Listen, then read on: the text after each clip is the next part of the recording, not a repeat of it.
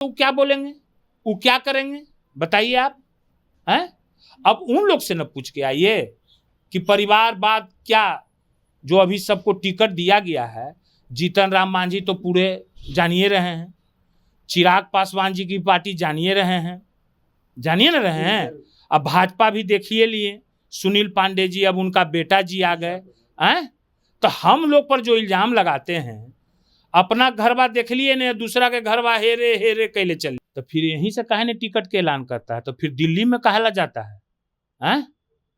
उनका एक चीज है, एगो ऑफिस है, हमरा तो राबड़ी आवास एक क्यों है।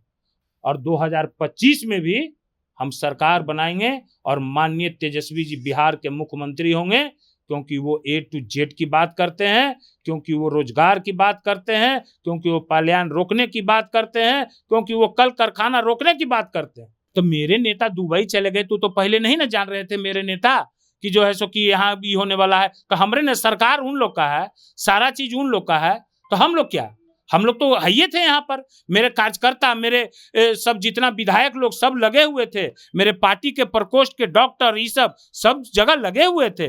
ऐसा बात थोड़े है। दोस्तों नमस्कार, मैं विकास और आप देख रहे हैं चौकस भारत न्यूज। आज हम बात करेंगे उपचुनाव के।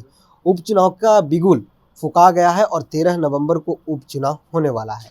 लेकिन अगर बीजेपी की बात करें तो बीजेपी लगातार परिवारवाद पे चोट करते रहती है, लेकिन जहां जहां उपचुनाव होने वाला है और एनडीए की ओर से परिवारवाद का झलक देखने को मिल रहा है। अगर इमामगंज की बात की जाए, बेलागंज की बात की जाए, तरारी की बात की जाए, रामगढ़ की बात की जाए, सभी जगह अपने ही खानदान के लोग अपने ही परिवार को टिकट दिए हैं। लेकिन एलिगेशन चाहे नरेंद्र मोदी हो, चाहे पटना के, अगर बिहार की बात की जाए तो छोटा नेता हो, लगातार इंडिया गठबंधन पर परिवारवाद की चोट करते रहते हैं। इस चोट में सबसे ज़्यादा वार तेजस्वी यादव पे होता है। इस मुद्दे पर मेरे साथ बात करने के लिए आरजेडी के प्रखर प्रवक्ता बंटू सिंह जी हैं, इनसे सीधे मुखातिब होते हैं। सर, सबसे पहले तो स्वागत है आपका, पहली बार आप हमसे बात करें और हमारे चैनल पे आए हैं। आपका बहुत बहुत धन्यवाद है। परिवारवाद सर, बिहार में 4 विधानसभा क्षेत्र में उपचुनाव होने वाला है, लेकिन एनडीए की ओर से जो चारों उम्मीदवार है सर, कहीं नहीं कहीं सर परिवार के अंदर के लोगों को ही टिकट दिया गया है सर। लेकिन मोदी जी से लेकर पटना में बैठे एक प्रवक्ता सर आरजेडी और तेजस्वी यादव को कोसते रहते हैं परिवारवाद को लेकर, कैसे देख रहे हैं सर? अब तो भाई हम लोग तो आज तक परिवारवाद पर कुछ बोले नहीं हैं, वही लोग उल्टा बोलते रहे हैं। तब तो उन लोग से ना जवाब जाके पूछिए परिवारवाद का। अरे ऐसा कभी होता है क्या? आईएएस का बेटा आईएएस नहीं होता है क्या? जिसमें जो टैलेंट तो जो जन्म लेता है, जिस सबका अलग अलग दिमाग है, अलग अलग सबका सोच है कि नहीं है? क्रिकेटर का बेटा तो क्रिकेटर भी होता है, फिल्मी दुनिया में हीरो का बेटा भी हीरो होता है, तो उसको भी परिवारवाद कर दीजिए। तो इन लोग का जो है सो कि सब कुछ करेगा आपने, अब बस सारा इल्जाम हम लोग पर थोप देगा। राजनाथ सिंह जी का बेटा है ना जी, अमित शाह जी के बेटा क्या है, जान ही रहे हैं। बहुत लोग ऐसे लोग हैं, अब जिनको बाले बच्चा नहीं है तो क्या बोलेंगे, वो क्या करेंगे, बताइए आप हैं। अब उन लोग से न पूछ के आइए कि परिवारवाद क्या, जो अभी सबको टिकट दिया गया है। जीतन राम मांझी तो पूरे जानिए रहे हैं, चिराग पासवान जी की पार्टी जानिए रहे हैं, जानिए न रहे हैं। अब भाजपा भी देखिए लिए, सुनील पांडे जी, अब उनका बेटा जी आ गए हैं। तो हम लोग पर जो इल्जाम लगाते हैं, अपना घरवा देख लिए ने, दूसरा के घरवा हेरे हेरे कैले चलिए हैं, यह बात है। तो इन लोग का कथनी और करनी में बहुत अंतर है। आप देखे भी कि जो इसका परिणाम आज देश के प्रधानमंत्री नरेंद्र मोदी जी को बैसाखी लग गया, अब लंगड़ा के चलने लगे, है ना। यही सब झूठ का परिणाम।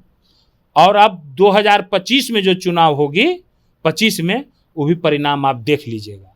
जनता जान रही है सब बात कि कौन सच्चा है, कौन झूठा है, कौन बरगलाता है, कौन सही बोलता है। ठीक है ना। सर परिवारवाद के वो लोग डिफिनेशन अलग से करते हैं सर, परिभाषित अलग रूप से करते हैं। वो कहते हैं कि राबड़ी आवाज से फैसला नहीं होता है कि किनको टिकट दिया जाएगा। यहाँ जो छोटे लेवल से लेके बड़े लेवल का नेता बैठता है और नेता चुनते हैं कि इस जगह के इस क्षेत्र का उम्मीदवार ये होगा, और नेता जो छोटे छोटे कार्यकर्ता को चुना जाता है, नहीं कि पैसा बालू माफिया शराब माफिया को पैसा पे टिकट बेचा जाता है। परिवारवाद के इस तरह से वो डिफाइन कर देते हैं। अच्छा ये बात बोल रहा है ना, तो फिर यहीं से काहे ने टिकट के ऐलान करता है, तो फिर दिल्ली में काहे ला जाता है? हैं? उनका एक चीज है, एक ऑफिस है। हमरा तो राबड़ी आवास एक क्यों है, उनका तो आरएसएस है ना, आरएसएस भी है क्या? गलत बोल रहे हैं, बोलिए। आरएसएस से चलता है, फिर आरएसएस से ऊपर आता है हम मोदी जी अमित शाह, उसके बाद फिर नीचे आता है। हमरा तो डायरेक्ट है भाई, हमरा तो इल्जाम जो लगाया है डायरेक्ट है, हमरा तो और कोई नहीं ना है। राबड़ी जी आवास का ना बात कर रहे हैं भाई। देखिए वो लोग खुद काला है तो दूसरा को भी काला चाहता है करना, है ना। इतना बात बताने की अब जरूरत नहीं रह गई है। बिहार की जनता बेवकूफ नहीं है, अगर बेवकूफ रहती ना तो क्या से क्या हो रहता। अभी हर समय अगर हम लोग परिवारवाद ये बात वो बात करते रहते हैं, मेरी पार्टी हर समय एक नंबर पर रही है, ठीक है। 2015 में भी एक नंबर पर रही है, 2020 में भी एक नंबर पर रही है, और 2025 में भी हम सरकार बनाएंगे और माननीय तेजस्वी जी बिहार के मुख्यमंत्री होंगे, क्योंकि वो A to Z की बात करते हैं, क्योंकि वो रोजगार की बात करते हैं, क्योंकि वो पलायन रोकने की बात करते हैं, क्योंकि वो कल कारखाना रोकने की बात करते हैं।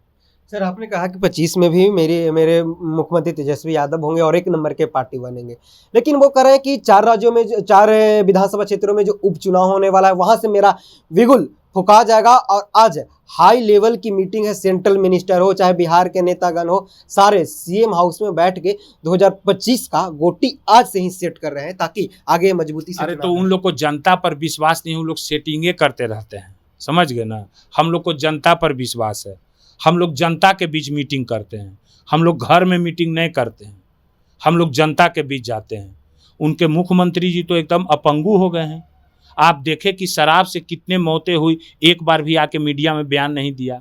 बाढ़ इतना बड़ा आपदा आया, कोई भी जनता के बीच में आके बयान नहीं देना है। आपके भी नेता दुबई चले गए, तो मेरे नेता दुबई चले गए, तो पहले नहीं ना जान रहे थे मेरे नेता कि जो है सो कि यहाँ भी होने वाला है। तो हमरे ने सरकार उन लोग का है, सारा चीज उन लोग का है, तो हम लोग क्या, हम लोग तो है थे यहाँ पर। मेरे कार्यकर्ता, मेरे सब जितना विधायक लोग सब लगे हुए थे, मेरे पार्टी के प्रकोष्ठ के डॉक्टर, ये सब जगह लगे हुए थे।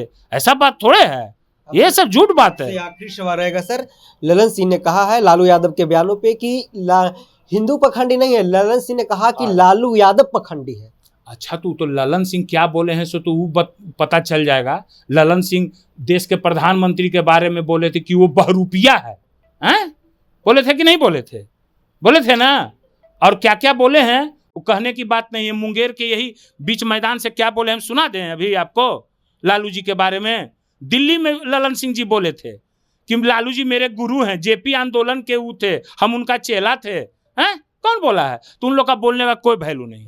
बहुत बहुत धन्यवाद सर। आप सुन रहे थे, बंटू सिंह ने साफ कर दिया है कि जो आज मीटिंग हो रहा है सीएम हाउस में, वो घर में बंद होकर मीटिंग हो रहा है। जो हमारी मीटिंग होता है वो जनता के बीच मीटिंग होता है और जनता फैसला करती है। इन्होंने परिवारवाद पर चोट करते हुए कहा है कि साफ पता चल रहा है कि परिवारवाद अंदर किसके अंदर है, बीजेपी के अंदर है, एनडीए के अंदर है कि जेडीयू के अंदर है, महागठबंधन के अंदर है। इन्होंने साफ तौर पे कहा है कि हमारी जीत होगी और 2025 में हमारे मुख्यमंत्री होंगे, एक नंबर की पार्टी बन के उभरेंगे और तेजस्वी यादव इस प्रदेश के मुखिया होंगे। बहरहाल इस खबर में इतना ही।